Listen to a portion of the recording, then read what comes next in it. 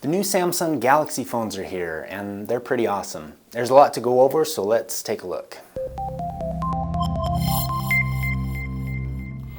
For the release of their Galaxy S phones, Samsung has shaken things up a little bit by releasing 3 different models. There's the Galaxy S10 and the S10 Plus, which we expected, but they've introduced the S10e. And this edition represents the entry-level device, so its specs are still flagship quality.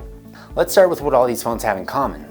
The design and build quality are amazing. As usual, these phones have a well-constructed premium feel.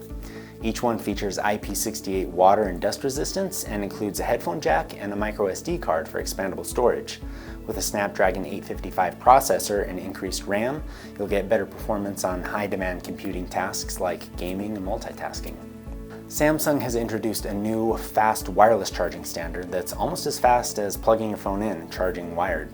There's also a new reverse wireless charging feature that you can actually use to charge another device like a phone or the new wireless earbuds from Samsung. The S10 lineup comes in 3 different physical sizes and have different amounts of RAM and storage. There's 6 GB of RAM and 128 GB of storage on the S10e, and up to 8 GB of RAM and 512 GB of storage on the S10 and the S10 Plus. And these are specs that are approaching the level of a desktop computer, so you shouldn't have any trouble storing photos or videos or using resource-demanding apps.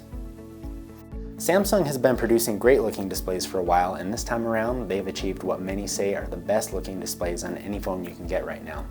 They have a new dynamic AMOLED HDR display, so not only are they power efficient, but they're also brighter and have higher contrast and excellent color accuracy.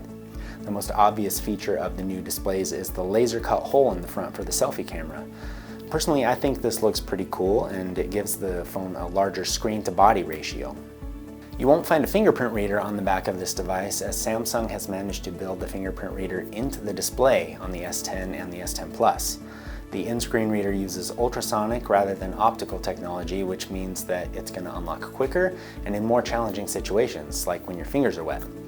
On the S10e, the fingerprint reader is built into the side on the power button, which I think is an improvement over having it on the back. The rear camera setup includes a dual aperture wide-angle lens and a telephoto lens, and Samsung has retained their place in the top 3 smartphone cameras. A notable improvement is that the S10 can now shoot 4K HDR video, so you're going to get better definition in the range of brightness. The selfie camera now also shoots 4K and looks pretty great.